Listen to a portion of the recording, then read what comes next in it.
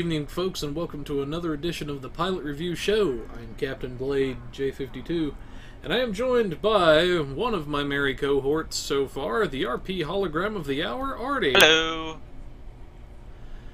And there should be a Timberwolf joining us a little bit later in the show. Hopefully he is currently driving on the road, and kind of hard for him to be here and drive at the same time.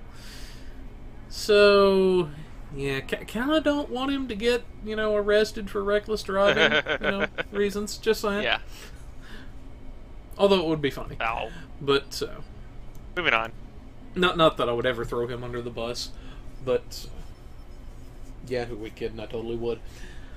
But we do have some stuff to get through this week for you guys, and as well as a little bit of an announcement with our RP blog coming just a little bit, or RP event a little bit later. But let's go ahead and get into some of this stuff. Now, the very big one, and this relates to the Bugs Corner, so we're going to do that very big thing first, and that is the announcement that was put out by our own Ambassador Kale. And it was his announcement basically saying, hey folks, we've been looking into the lag and rubber banding issues in the game and determined the cause.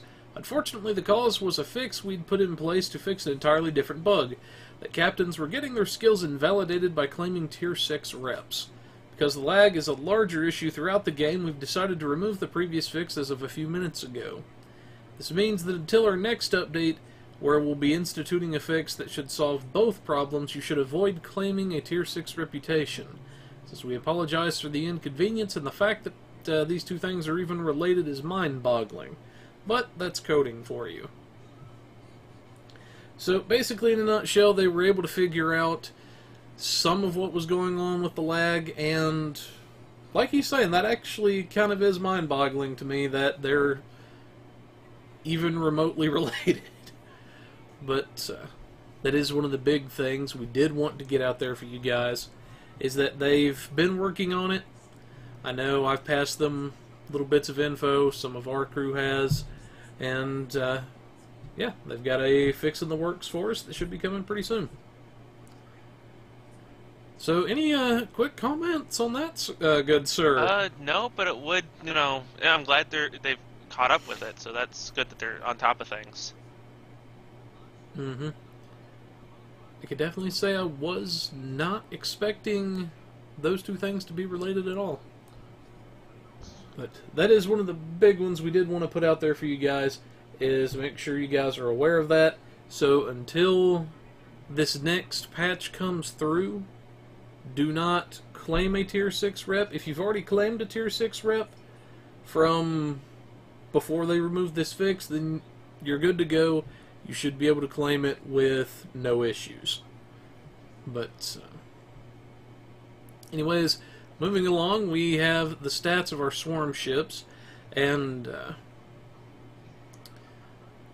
we kind of already touched base on this a few episodes back, so I'm just going to really quickly touch base on some of these stats for you guys on console. For your first ship, this comes from this is the Herc multi-mission science vessel. It's the low-buy-store ship. It's a 4-2 layout, and it's the sciencey ship. It's got a Commander Science, Lieutenant Commander TAC, Lieutenant Engineer, Ensign Universal, Lieutenant Commander Universal / Command. It is a 4 Tactical, 2 Engineering, 5 Science console layout, 12 degrees base turn per second. It does get sensor analysis, subsystem targeting, and a secondary deflector. So it is a true science ship, and it can load dual cannons. Then it gets the nullifying tractor field as its console, and the starship trait Hive Bearer. And it's while the trait is slotted, you will temporarily spawn an allied swarmer pet whenever you launch your hangar pets, or one of them is when one is defeated. Each pet lasts 60 seconds or until killed. You may only have 8 swarmers active at a time from this particular trait. And then, really quickly, some stats on the Ravager escort for you. This is the one that will be the prize ship from the lockbox. We've got 5 forward weapons, 2 aft. We've got a Lieutenant Commander Tactical / Pilot, a Commander TAC, an Ensign Science, Lieutenant Universal, and Lieutenant Commander Universal. You have a 5 Tactical, 3 Engineering, 3 Science layout, 16 degrees base turn per second. It does get a experimental weapon slot equipped with the Rapid Pulse Ablating Mining Laser. Try saying that 10 times fast. But you also get the Amplifying Ravager Beam console as the universal for the ship. Provides a passive boost to weapon power and phaser damage. I don't actually have this ship, or I would show it to you guys. And then the experimental weapon, says it's designed to focus down on one target, dealing rapid pulses of heavy kinetic damage and gaining increased armor pen the longer it fires on the same spot. So basically, the longer the foe lasts, the better in this instance. So that's some of our stats for these particular ships. Any quick comments from you, Sir Artie? Not much. I've seen these guys in action in PC, and they seem to be very decent vessels. They're able to hold their own, like most Herc ships, and have the same maneuverability as it would be, you know, unlike most other faction ships. It feels like it's an actual good tie-in between speed and maneuverability to actual tanking and the swarm tactics, if you will. So I feel like that's a good thing to pass on. Okay. Yeah, these ships, they definitely do good here on PC. From what I've seen, I've got really no complaints about that sort of stuff. But yeah, we'll have the blog in the notes for you guys, so you can kind of check it out on the console, plan ahead a little bit. If you want to hear some of our other thoughts, then a few episodes back we actually did cover this when they released on PC. But moving along, we have our console patch notes for the 13th. And this is where you guys got quite a bit of stuff. Yep. From which is from everything from looking like Defensive Starbase 1 to the new Task Force Operation randomization stuff, and streamlining the mission journal. So that's they're just now catching up to what we have now. Yep. So pretty much a lot of this stuff is pretty much copy and pasted, it looks like, from what we had here on PC. But yeah, there's quite a few notes to go along with this. Far too many to actually cover in one sitting, or we'd be here for the next 5 hours probably, and we don't really want to do that. But I do want to point out, just in case someone does question it, down in known issues, Starbase 24 Task Force Operation has been removed for the moment. So that is something just to point out, just in case you've been frequently doing Starbase 24. So that is a very good thing to point out, actually. But yeah, the Starbase 24 STF has been removed for a while. They're, from what I had heard last, they're working on it, trying to polish it up, and may re-release it at a later date. We're not entirely sure yet, but we'll keep you guys posted on that as we hear something. But like I say, there's a lot of stuff to go with this, and you guys are getting your Tier 6 reputations. You're going to need at least 900 marks just to get everything to Tier 6. That's assuming, of course, that your sponsorships have kicked in like they should at Tier 5. So it's going to be kind of pricey as far as that goes to get it there. But once you guys get it, once you get your unlocks, then you're good to go as far as everything else. You can get your fleet ship modules and your captain retrains at your convenience. So you're looking at, to get those, about another 150 for the retrain and the module.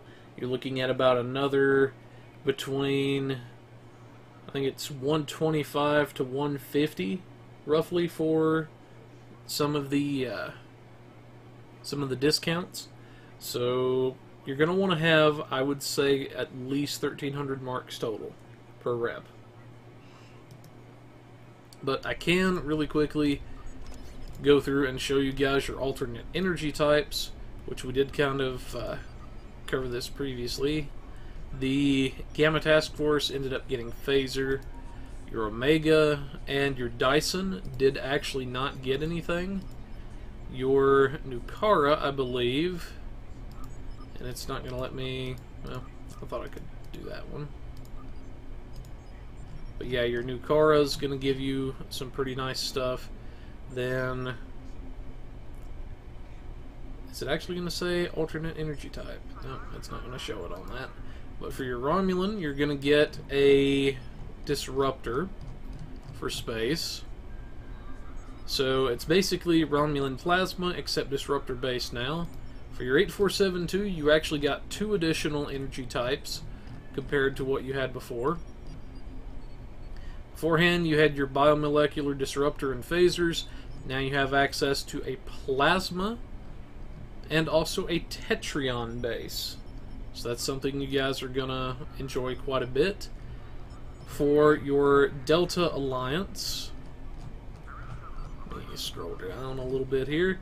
You guys are going to get access to Anti-Proton, whereas before it was Polaron based. Then for your Iconian, I believe that one was also, can at least fill that up. But your Iconian, cannot remember off the top of my head. Like I say, some of these I can't remember off the top of my head, and a lot of this I thought I'd already claimed and cleared out, but yeah, that's some of the big ones I can show you, is that you did get some of the alternate energy types. You've got your Chronoton, dual heavy cannons there. Those also got a Polaron variant. Lucari, you have a Plasma variant. And then, yeah, that's pretty much the basic stuff for your alternate energy types. You guys can check that stuff out. But moving along, we have our Age of Discovery starter pack that you guys are going to have access to. And you're going to be getting quite a bit of stuff from this pack. You're going to be getting the 12 additional inventory slots. You're going to be getting a 150k experience bonus pool. You're going to get a Discovery era sniper rifle and a Discovery era pistol. You're also going to get the tardigrade vanity pet and the Walker prototype light exploration cruiser, which is also going to be a scaling starship, which is a new thing that they've introduced, where in this instance you can get it pretty much as soon as you leave the tutorial, and once you leave the tutorial you can get the ship and it will scale with you all the way to a tier 4 starship, where it's going to start out with 7 weapons. So that means for this particular ship it's going to be very, very OP in the starting areas. Now, one thing we did notice is that the weapons on the ship are actually scaling. So they do in fact scale, even though they don't show the infinity symbol. So that is something to keep in mind. And the ship itself is going to do you very well, I believe. And then you kind of see some of the stats. It's a 4-3 layout. You're going to have, once it's maxed out, a Lieutenant Tactical, Commander Engineering, Lieutenant Science, and Lieutenant Engineering. And then it's going to give you a 2 Tactical, 3 Engineer, 2 Science layout. Now keep in mind this is for a Tier 4 starship. So that is some stuff to keep in mind. But, yeah, comments on this pack? Good stuff. Not much. It's actually a really good deal. I've used the starship myself, and I haven't had a need to really replace it. Every time I've gone to a new rank to get a new ship, nothing compares. And I feel like even if I get to tier 5, I'll probably still be using this ship. It along with its infinity phasers is what I'm going to call it. I feel like it works very well because you can just, as what I was doing was just running Starbase 1 every time I got the chance. And I didn't realize I went from level 10 to almost level 30 after a few times and didn't even have to stop to go change out weapons or equipment. Well, I had to change out equipment because running Mark II deflectors and all that while running with current level-less phasers, infinity phasers, what do you want to call them, makes you kind of a very squishy DPS boat. So try to remember that when you do level up, not all your gear levels with you. Yep. That is definitely something to keep in mind, and there has been a little bit of scuttlebutt that if this ship has done well, and I want to believe that it has, but don't hold me to this is just me speculating, but I had heard some scuttlebutt that they may consider deploying similar ships in the future, letting some other ships scale, if this does rather well. And I hope it does. So, for a short while, one thing we should mention is you guys are going to be able to get all of that for a introductory price of 750 Zen. So they're going to start it out at relatively cheap, and then after a little while it's going to go up to the regular price of 1500 Zen. But considering everything that you're actually getting, that's a pretty good deal. But moving along, we have the Europa Class, which is going to be a good thing going on. Then for you guys on Monday the 19th, you can get the ship for 20% off, after which it'll return to the normal price of 3,000 Zen. Now this particular ship, again, this is one we've had on PC for a while. I'm just going to read over the stats real quick. You've got a 5-3 layout in terms of weapons. You've got a Lieutenant Commander Tactical, Commander Engineering, Ensign Engineering, Lieutenant Commander Science/Command, and Lieutenant Universal. You've got a 2 Tactical, 5 Engineering, 3 Science layout, a base turn of 7. It comes with the Cruiser Command Arrays, so you get the Strategic Maneuvering, Shield Frequency Remodulation, and Weapon System Efficiency. Has the Battle Cruiser Mastery Package. Has the Overload SIF Linkage Console. And then I'll show you guys that console in just a second. For your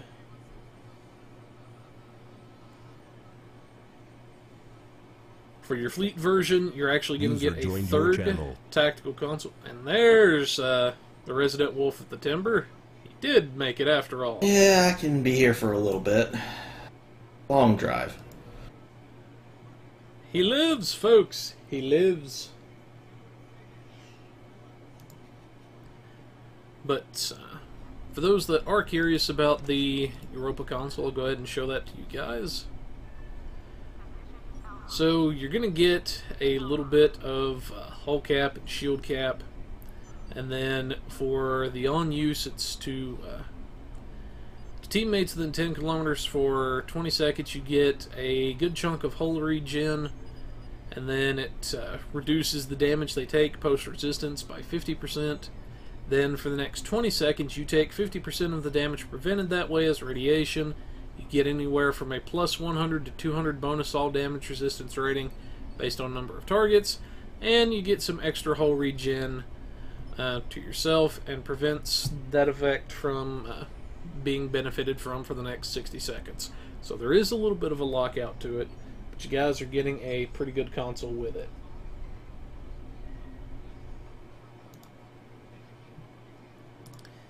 But moving along, we have our PC patch notes for the 15th. There's not really too many notes, but there is some significant stuff, such as our Battle at the Binary Stars op that we're getting. They did bring out a little purchasable thing in the C-store where you can get 10 of the little items that or the marks that you need for the event, so you only have to run it for 4 days. You get an ultimate tech upgrade for it. So that is one thing that could potentially make it a lot easier. And then you've got the Beacon of Kalos, which I believe they touched base on a little bit in a previous blog. And then they did resolve the issue that removed the Elite Starter Pack from the store. So that is something great there. But, yeah, thoughts on this, gentlemen, for our PC patch notes? Not much to tell. I do like, what they're doing with the little, here, have a pack to have, you know, some extra stuff so you can go ahead and catch up on it. Which I like very much, because there's some people that, you know, or people like me, actually, that just can't get every day for a special event like this. And being able to get a little bit of a head start helps out so much. It may sound like it's pay to win, but I feel like it works out for many people's schedules if they don't work just right, if you know what I mean. So, yeah. I do like that bit. I know one of the chief complaints I'd heard people talking about was, with this event, you figure it's going for the 21 days like normal, and it requires 14 days, and not only that, but we're going to have the holiday of Thanksgiving in there somewhere. A lot of people are probably going to be traveling for that, and if they're going to be traveling, they may not have time to get all of those days. So this allows them to cut down on that significantly, and they get a nice little something to boot out of it. So, yeah. Yeah. But that's pretty much what we've got for our patch notes for PC. Like I say, not really too awful much going on this time around. But, anyways, moving right along, we have our RP blog, You Can't Go Home Again. Yep, so some of you guys might recognize some of the characters in the opening photo there.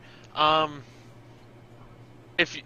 you guys may know from the Discovery characters, you know, tutorial and all that, you meet quite a few interesting characters, including this man here, which I can't remember his name all of a sudden. Whatever. It's in here somewhere. Well, as you may know, going through the Discovery character storyline, at least up until, you know, they move to the future. Well, they move to the future. That's exactly what happens. This is basically a little story of one of those characters that, you know, he was on in your class, part of your crew and all that, and he's, you know, also flung into the future with the rest of us, and he's now having a meeting with Daniels, and the guy kind of just wants to go, just doesn't want to be a part of anything, really. But I'll leave it up to you guys to read into it. But it is I feel like a very nice read for people that don't want to be a part of time travel shenanigans. They're kind of just forced into it due to an inconvenience, due to a situation that was out of their control.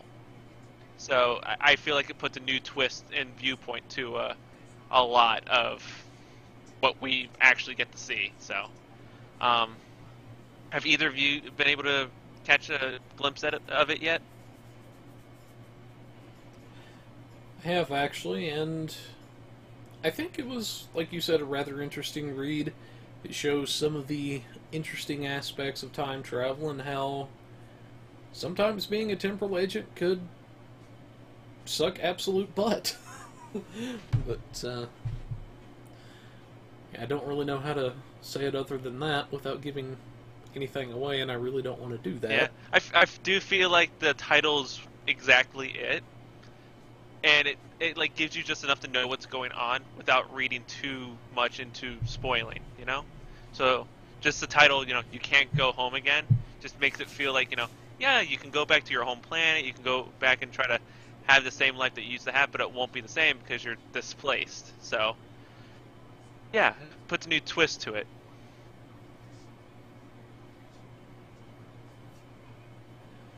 But yeah, any comments from you, Sir Timber? Have you had a chance to read into this? I've read into it a little bit, and for me, I like its storyline basis because it's one of those ones, yeah, we've dealt with time travel, but it further goes into it from the classroom perspective on why you wouldn't want to go back in time and radically change things and explain that kind of thing. That it's not just it would change history; it could change the universe, all around.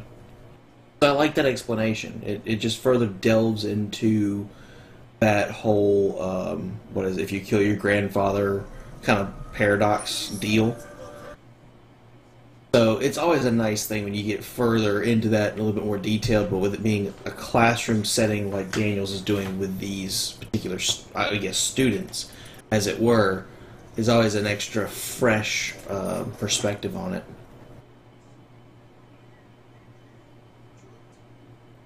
Okay. But that's what we have for our RP blog. Highly advise you guys to check this out because it is a rather interesting one, I believe. But moving along, we have a little something from the YouTube side of things where apparently somebody had figured out how to make a clay version of Tilly. But yeah, I've not really gone too much into this, but yeah, thoughts from you guys? So, yeah, for the most part, it's a how-to video of how to basically make your own clay figurine of Tilly. It shows you, the step-by-steps, what shape you might want to go with, and basically how to mold it, and then also shows you a little bit of the STO stuff while talking about it. It's like gives you the trailer while he's building the statuette, if you will. And I feel like it works. It's really nice detail for how small it is. I would not be able to take care of such detail. I'm just not. No. But it's a really nice how to build and also how to just to look at the sheer detail they're putting to the figurine. So it looks really nice, I have to say. Yeah. Alrighty. But I think that about covers it for that. But yeah, check that out if you're somebody that's interested in that kind of stuff. It looks like it's going to be an interesting video. I know I'm going to finish watching it after the show, actually. Most likely. I will. I don't mean to interrupt, but I will recommend not have your headphone. Don't have it at full blast for volume when it starts out. Just in case. So one of those types, huh? Okay. I'll have to keep that in mind. But yeah, definitely check this out. We'll have a link to that for you guys. For those of you that are into this kind of stuff, I know I enjoy making little odds and ends sometimes, as some of these screwballs will tell you whenever I made my own lightsabers, but, But moving along, we have our other RP blog, which is The Ascendant. Yep, this one is, the sinister title doesn't give it away, basically what happened to the Klingons when they got thrown to the future. This is a little bit after, the fact of they're, already in the future, in present day, you would say, the 25th century. And basically talks about, what their plans are a little bit and what they're doing to basically solidify themselves in the modern day Klingon Empire. For the most part, they're, trying to blend in, trying to stay hidden because, you can't start a radical restart of the Klingon Empire, without, cracking a few heads first. So what better place than Nimbus? So that's basically what we get the run into. We get to follow Lady Jula, on her little adventure with her remaining house onto Nimbus and get to see how she's preparing to restart a war, if you will. And it's a really nice read. It gives you a very good aspect of how the Klingon Empire was during that era compared to what you would see in like TOS and even in Enterprise. It's definitely radicalized. A complete difference between the different series. So I think that is also because of the House Mokai. They're also, lack of better terms, blood hungry. if you will, if that's a term. Bloodthirsty, I guess. Yeah. So it's a really nice another aspect read. You know, we got one for time travel and how what happens when you're just stuck with it, and now you get what happens when you're stuck in time and you just gotta fend for yourself. You gotta start from the bottom again.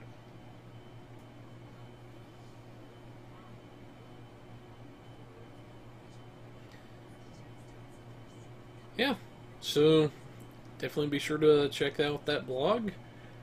Well, not like I say, we don't like to give too many details away for these sort of things because we don't want to spoil it for anybody that may want to go out there and read it on their own. But yeah. So, moving to our budget build for this evening. Surprise, I actually had it done before the show. Shocking. But, yeah, I know, hell froze for a little bit there, didn't it? But, anyways, for this particular budget build, we actually did some work on this a while back. If you guys remember a few weeks ago, we actually did the first half of an Aquarius 1-key build, where we took a 1-key budget, and we looked at, okay, what could we do to an Aquarius to prepare it for the new alternate energy types that were coming? What's a build that we could put together to set ourselves up for the future once we actually got to our Tier 6 reps? And now that we feel it's been enough time that people should have finished up their Tier 6 reps, or are just about ready to finish up their Tier 6 reps, we're starting to incorporate more of that in, including the cost for the discounts. So for this second half of the ship, we assume now that the person has acquired their Tier 6 reps, and now they're looking to incorporate some of those new alternate energy type items into the build. So for this particular Aquarius, we went with a plasma base in this instance. And I know myself and Timber were actually really glad that Plasma got some of the nice little toys that it did this go around. It actually got some much needed support, in our opinion. Now for the Aquarius itself, this is the Fleet T5U that you could pick up from your fleet. You can get that for about, I think it's 4 fleet ship modules and about 20k fleet credits. Make sure you're getting the one that asks for fleet modules, because if you're getting the one that is wanting just purely fleet credits, that one cannot and does not upgrade to T5U. So that is one little thing I would put out there for you guys. Now for the weapons on the ship, you've got a 4-2 layout in this instance for the weapons here. Now on the builder, this should actually be the Piezo Plasma Beam, but it's just labeled as Piezo Plasma Energy Weapon, because I guess they didn't throw a separate entry in there for the beam. I don't know why they did that. But that should actually be the Piezo Plasma Beam Array, which is the same thing as the Piezo Polaron, except the base energy damage is changed to plasma. Then we've got 3 of our plasma dual banks. These are the DMG ×2s from the Ragnarok mission. In the rear of the ship, we also have a crafted Omniplasma, and then we have our heavy biomolecular plasma turret for some of the set bonuses. And we're going to look at those in just a minute. For our shields, engines, deflector, and warp core, to kind of give a little bit of survival to the ship and build in a little extra stuff, we went with the Soul Defense set and the Temporal Phase Overcharged core. Now, Soul Defense set is going to give the equivalent of a free neutronium alloy armor just by having 2 of the items on the ship, so that's a good bit of survival there. And then it also gives you the massive healing ability that you get as the 3-set bonus, which can restore at least this ship in particular, and quite a few others, from nearly dead almost all the way, if not all the way back to full health. Then for your warp core, we went with the Temporal Phase Overcharged because, in our opinion, it really is hard to beat this core at the free level and at the budget level because of the capacitor that it gives, which is basically a free temporal negotiator style effect. It cuts your bridge officer cooldowns in half while it's active. For your devices, you've got 2 device slots. We always think of them as personal preference, but we do like to recommend the subspace field modulator to people. It's still a nice device. It's going to give you the free equivalent of a neutronium alloy armor while it's active. And the only downside is it does debuff you for a minus 400 protonic damage resistance. So if you're facing somebody or something using protonic damage, then it can be a double-edged sword. Now for our consoles, you've got a 4 engineering, 2 science, and 5 tactical console layout. For your engineering consoles, we went with the Trillium deplating. It's basically a neutronium alloy armor and a field generator slammed into one thing. So it's going to give you a nice chunk of damage resist, and it's also going to give you a nice chunk of shield capacity to boot. Next we have your assimilated module, which is going to give you a nice bit of crit chance and severity, as well as a little bit of control expertise. We have your hydrodynamics compensator, which is going to give you some decent bonuses, and I don't think it's too terribly much to write home about, but the main reason we have it here is to complete our 2 set with our plasma weapon. We'll look at the set bonuses momentarily.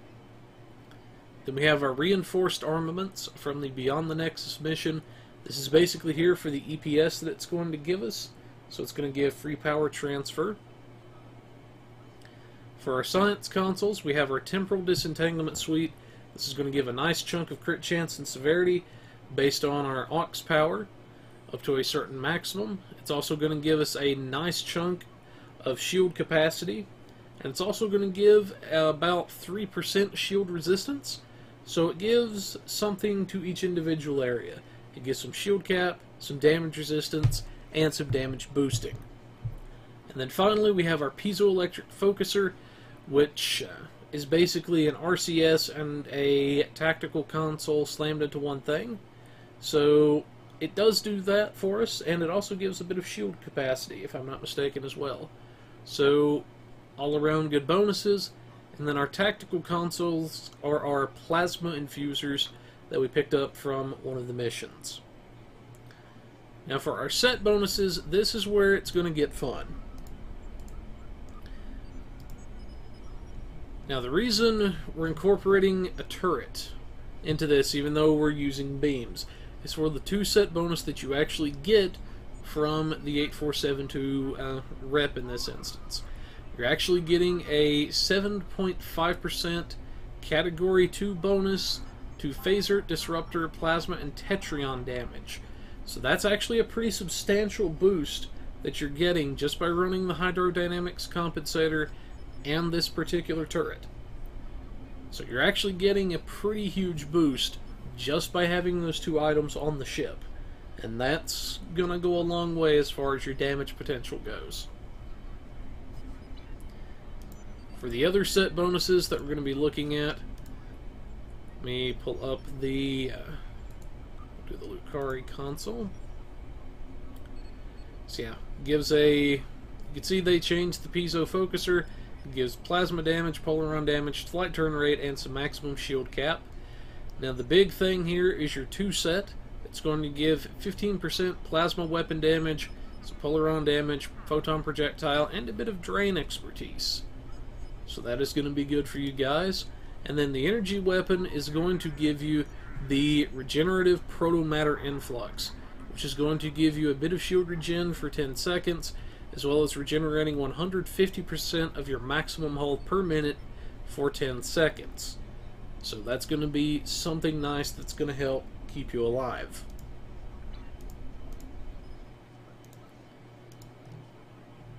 And if I could buttons today. For our skill layout, it's our basic skill layout we've been using for this particular setup. I'm not going to really go into much detail. We'll have something for you guys that want a more technical explanation of why we picked what we picked. But 14 engineering, 14 science, 18 tactical is what we're rolling with. It's your lieutenant level skills, Lieutenant Commander, and then our Commander rank skills, our Captain rank skills, and then finally our Admiral rank skills. For this particular ship, we went with Intel Primary for a bit of extra damage boosting, and also Miracle Worker to help balance it out healing-wise. That way we kind of stay more towards the middle of the spectrum with the ship. Then, for our traits, this is one of the times we were able to actually get 4 traits for our starship. And we actually have the accurate trait, which is going to give us some free accuracy and offset some of our firing mode penalty to things like thaw and scatter volley. We have beam training for our R&D trait. That's going to let us boost up damage in that aspect. We like to assume at least one R&D school's been leveled, and in this case we assume beams. We have our beam training for our free beam damage. Then we have elusive for free defensive value, making the ship harder to hit. Fleet Coordinator for free damage, based on how many people are in the party, up to a certain maximum. Grace Under Fire, which is our career-specific trait for engineers, because that's what the builder defaults to. If you're not an engineer, then swap in your own career-specific trait, and you are good to go as far as this build is concerned. Nanite Repair Matrix for the healing that it's going to give us under certain circumstances. And then finally, Point Blank Shot, which is going to give us free damage the closer we are to the target. And then, lastly, Redirected Armor Plating for a free damage resist bonus whenever we get shot in the rear end or from the sides. Starship traits are the best defense, which gives the hull healing buff along with the normal effects for our attack patterns, predictive algorithms for some accuracy and damage boosting, going the extra mile for some extra hull capacity, and some nice buffs when we heal somebody above 80%. And then Honored Dead for the free defensive value that it's going to give, since this is a Federation ship, and we can pick this up on the cheap. Now the Space Reputation abilities, it's our standard stuff. These all should actually be the rank 2 versions of the powers, which you've got the Target Systems for free severity,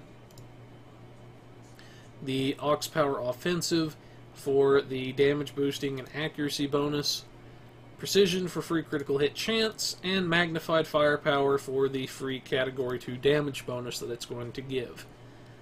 For our active reps, we have our Anti-Time Entanglement Singularity, which is a nice little AoE physical damage and slow. Biomolecular Shield Generator, which is a damage reduction to the shields and a bit of a boost to healing while you're inside the green bubble. Deploy Sensor Interference Platform, which is going to taunt enemies to itself until it either gets destroyed or the timer runs out, whichever of those two things happens first. And then finally, our Quantum Singularity Manipulation, which is going to give us a very sizable boost to our science stats for the time it's active, as well as a temporary cloak effect. To get more bang for your buck out of your anti-time, throw some exotic buffs up first, fire your Quantum Singularity Manipulation, and then smack them with your anti-time, and you'll get more bang for your buck in that aspect. Finally, for bridge officers, you have on this particular ship, since it is technically a raider, you've got a Commander Tactical, then you've got a Lieutenant Commander Universal, 2 Lieutenant Universals, and an Ensign Universal. Now for this particular ship, I did go with the Delta as sort of a tank type of attack pattern. You can swap that for a Beta or something else if you want to. For this particular ship, we have a Tactical Team 1 to redirect our shields automatically, our Scatter Volley to take advantage of our turret, then we have our Beam Fire at Will to take advantage of our beams, and then finally our Attack Pattern Delta to debuff the enemy and buff our own damage resistance. For Lieutenant Commander Universal, we went with a Science Seat, and we give it hazard emitters for heal over time, damage reduction, and debuff purging of things such as Borg Plasma Fires. Then we have our Science Team 2, which is going to heal our shields a bit, and purge subnucleonic-based debuffs from ourselves. We have our Gravity Well for a bit of control, just because why not? Then, for our Ensign Universal, we went with a 4th Science Power, and this we have our Transfer Shield Strength to heal our shields a bit. Then for the first of our Lieutenant Universals, we went with an Emergency Power to Engines for the nice little get out of dodge effect it's going to give, and also for the engine power. Then we also have our Emergency to Weapons 2, which is going to be a nice little boost to our weapons, as well as a damage increase. Then for our final station, which is our second Lieutenant Universal, we have our Engineering Team 1, which is going to heal our hull a little bit, as well as purge viral matrix effects, and then our Reverse Shield Polarity to recharge our shields off of incoming damage. And that's pretty much what we've got for the ship. Now for the overall cost, you're looking at about $2.9 million to build it, assuming current prices. And then, since we're now taking into account the Tier 6 rep discounts, we're actually looking at, and I see I forgot to take the old note off there. You're actually looking at about 4 days build time, assuming only one of the tunes is refining dilithium per day, and you've got your Tier 6 rep discounts. So you're looking at about 7,500 dil per item, and you're looking at about 4 rep items. So about 30,000 dil total, which I don't think is that much of an investment that you have to make overall. But that's what we have for our ship. This is the second half, assuming that you wanted to build something previously and get prepared for Tier 6 reps. But thoughts from you guys? I'm really happy with what we got here. It looks really nice. Just a good, build itself. I actually have no other comments besides that generic going right there, but no, it looks really nice. Alrighty. Yeah, I can't add much more to that, to be honest. It's a good, solid build. Alrighty then. But, anyways, that's what we have for our budget build for this evening. I think it's some very simple alterations to what we had previously, and now we've got a nice little ship that'll do us quite well for a while. But we already announced the big bug that Kale and crew had put out on the forums. So, without further ado, we come to the RP corner with our hologram Artie this evening. What have you got for us? Okay, so first off, I would like to announce that the actual first game that may involve combat will be tomorrow, about 8 p.m. Eastern Standard Time, 7, Central, whatever, and you'll figure out the math from there. That's basically what we'll be sitting down with myself, Blade, Timber, a few others I believe, and then you guys in chat, if you would like to join. We'll just, we'll go over some simple stuff today for RP Corner to catch up and get us, ready to prepare ourselves for when the game starts tomorrow. So yeah. Blade, if you can click the picture for me. Alright. So, to basically catch you guys up, if you missed last episode, this is a hypothetical scenario that may span a couple weeks.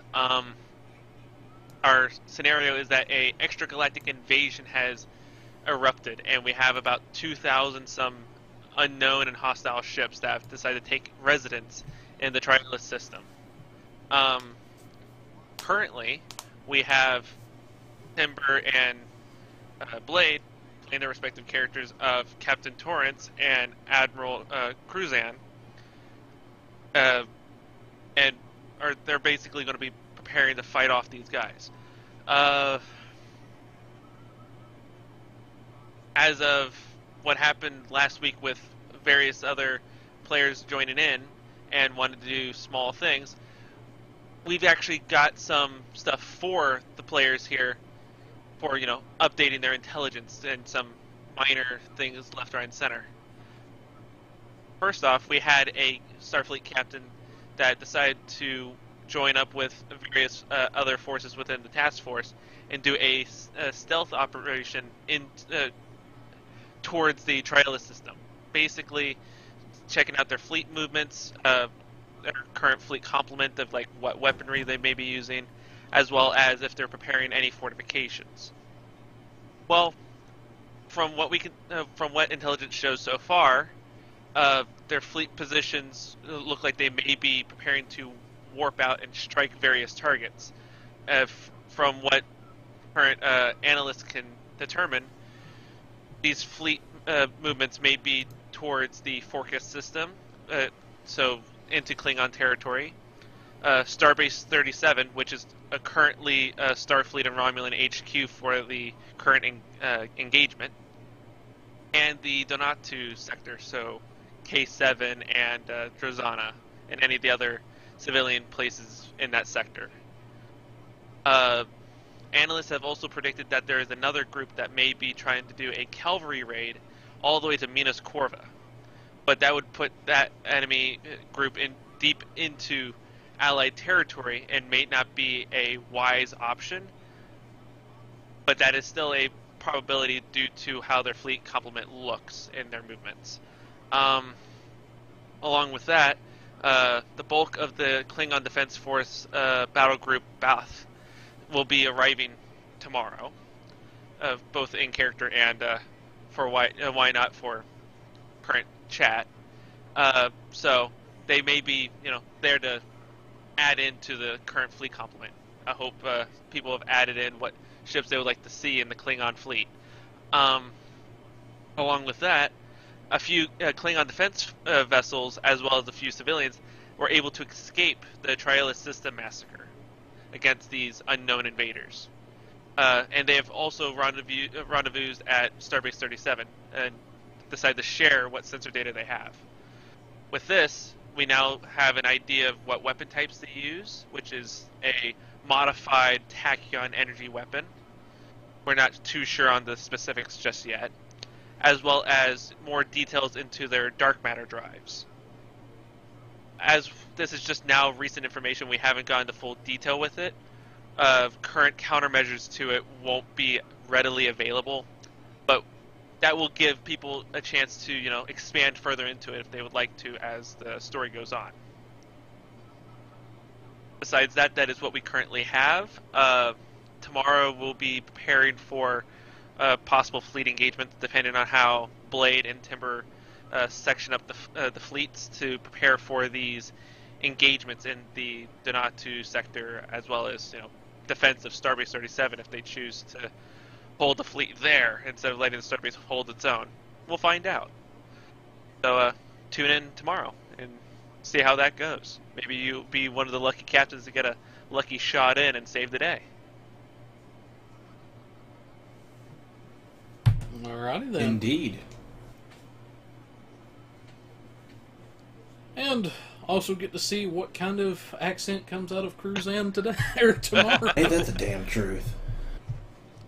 Which, to be fair, that I did not intend for that to happen. That's just kind of how it came out. Hold on, wait for it. And, right. For those of you that want a good laugh, check out last week's episode and you'll see what we're talking about. But, yeah, we did want to, like Artie was saying, we wanted to move the actual RP event to tomorrow. That way we can give it the better attention that it deserves, and so we're not overloading you guys all at once with so much stuff in one sitting. But along with the add-on as a final note, if you do feel like participating, do check in with last episode, and there should be comments from myself in the comments section of how to join in, how to properly set up a little form so we know who's where, who's what, so we don't get confused in character details. And if you do want to operate something on the side along with the current story, feel free to hit me up both in game and through Discord, TeamSpeak, wherever you can find me. I'm sure you can find me in game easy enough.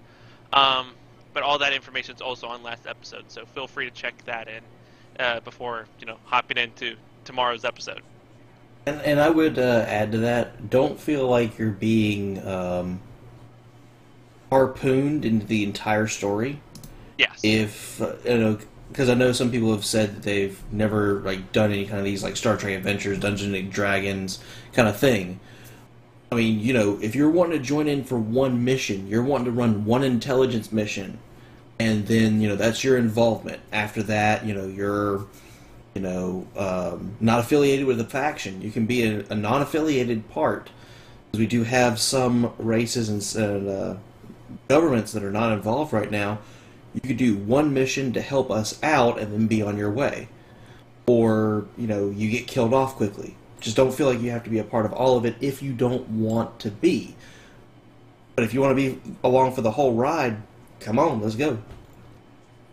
I couldn't have put it any better way.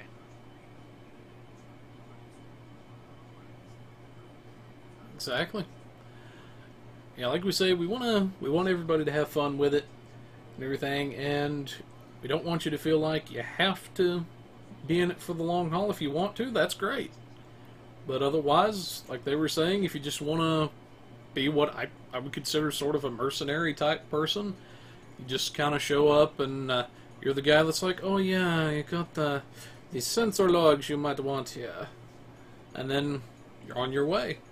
That's perfectly fine, too. And if you just want to watch, that's perfectly fine, too. You can give all sorts of funny, witty banter towards those that aren't in-game. Yep. But, like we say, we'll broadcast that tomorrow for you guys, for the RP stuff. That way we can have the episode 2 of our event, and we can see what's going to happen. Is there going to be some peaceful stuff going on, or are we going to have red shirts flying out hull breaches? I mean, oops, did I say that? Ugh. Morbid. Yes, I totally went there. But you all know it's true. But, anyways, folks, that's what we have for our show this evening. I hope you guys enjoyed it. Definitely tune in tomorrow if you're somebody that enjoys the RP events. But, anyways, on our way out, a good shout out to our friends over at the Temporal Armada. Be sure to check them out as well. They're a very cool bunch of folks. Usually have something interesting going on. Also, be sure to check out our other good friends over at the Kurtang Pirate Radio. The party is there. And you never know what kind of music they're going to be playing, because they always have good stuff. But, also, if you have any requests for the budget build section, feel free to let us know. We do take requests and everything. Let us know what ship you've got, what you're looking to do with it, and maybe you've just got a bare bones budget. Maybe you've got something more towards the higher end, and let us know what you're looking for, and we'll hook you up with a build. If you think that your gear and everything's in order, but maybe it's your piloting that needs a little bit of work, feel free to get us a little video of your piloting. That way we can see where you're at, and we can offer tips and tricks on how to improve. Also, if you feel that, lost my train of thought for a second there, but, yeah, surprise, Blade loses his train of thought. It happens a lot. But, anyway, what I was going to say is if you have anything as far as bugs that's, going on, you see some kind of weird, kooky bug going on, feel free to let us know. We'll pass that along to the devs. They don't like bugs any more than you or I do, and we'll see to it that that gets quashed. If you have anything for the RP Corner, feel free to let Artie know. He does take requests, and he may just do something over your particular request on air. But for now, folks, we hope you guys have enjoyed the show. And for now, this is the Pilot Review Show, reminding you to have your tribbles spayed or neutered. Goodbye, everybody. See ya.